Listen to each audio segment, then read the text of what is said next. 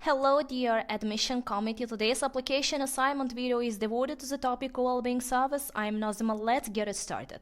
So the content of this video consists of the several parts: importance of designing human-centered customer research, the triangle of customer experience, principles of customer journey mapping, integration, the care system based on human needs. So how implementation service design can help us resolve existing issues, improve these organizations, and benefit our society as well. In the first case, I want to emphasize the role of human-centered approach. Through this, we can uncover the problem, resolve it, and implement customer engagement. Firstly, it is important to conduct healthcare research. This will help us to understand what people say about, for example, collecting the data, carry out surveys, interviews among medical personnel, stakeholders, and patients.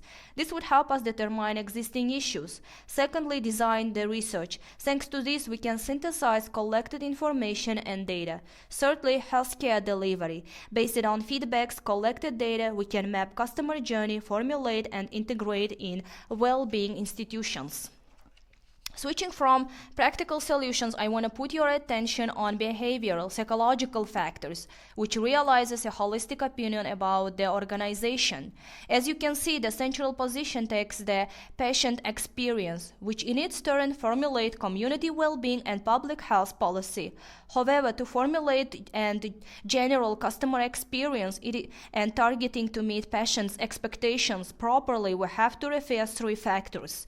The first factor is based on objective or human senses. These are what we see, hear, smell, or associations, and which is formulated after visiting well-being organizations. The second one is reflective. These are emotions, memories about the particular service. The last one is decisional. This considers actions, choices, and responsible for making decisions. Based on above-mentioned thesis, we can map customer journey.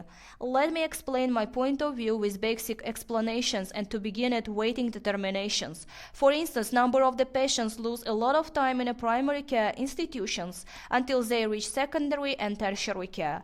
Inadequate healthcare provision in primary care may negatively impact on patients' health, experience, and engagement. There arises the question how to reduce this waiting time, navigate customer journey, and improve receiving the patients. First of all, it is a good idea to improve primary care itself. This will help us to reduce the workload of the doctors in secondary and tertiary care. Secondly, improve quality of service via engaging care coordinators and improve its provision. These issues also might be achieved through integration of right care system and wider team. To implement it successfully and systematically, it is important to employ care coordinators. This step would bring together frontline employees, patient advisors, physician associate team, educational experts, which would generate a positive impact and enhance care of local community residents. In its turn, care coordinators would adapt primary care networks and ensure adequate flow of the patients. Thirdly, through navigation healthcare journey, we can make medical care achievable for each citizen. The first case is the implementation or determination triangle of the customer experience. In this case, human space and time play a key role and correlating with each other. Talking about human experiences, it is vital to mention human associations and memories. For example, care institutions for the children. Unfortunately, some children have to stay in hospitals for a long period of time because of their illness, whereas each their movement or just physical movement might be extremely difficult.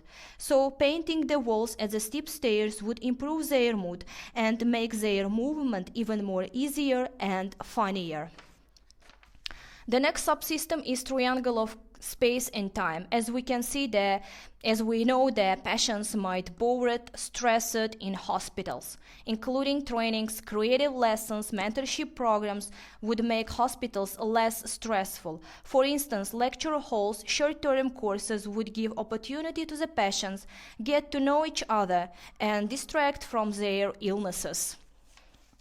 And the next option is the factor based on vector human and space. For example, doctors, nurses very rarely look at the ceiling. Yes, at the ceiling, unlike the patients, which have to lie on their bed for a long period of time after the operations and treatments. Therefore, it is a good idea to do the ceiling design with vivid colors, floral patterns. This would help the patients convey to the fun side and improve their mood as well. The next subcase is targeted customer-oriented service delivery, which is often memorized by the patients and makes to do comparisons. For instance, installing TV in waiting rooms that is tuned to the national news might be interesting but stressful for the patients. So instead of translation TV news or advertisements on a TV screens, it is good idea to translate excellent operations of the doctors, level of their professionalism and interactions with the patients. This would calm the patients and strengthen the mutual trust before entering the doctor's visit.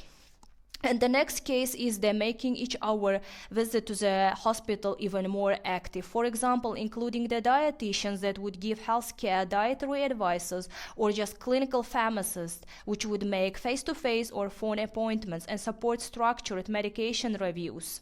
And this would benefit those who do not have the access to the technological advances and make electronic appointments. The last case is the human and space, targeting working and active women. For example, number of the women care about their appearance in a maternity hospitals. That is why including the shops, facilities, the areas for the exercises or just beauty salons would improve their mood.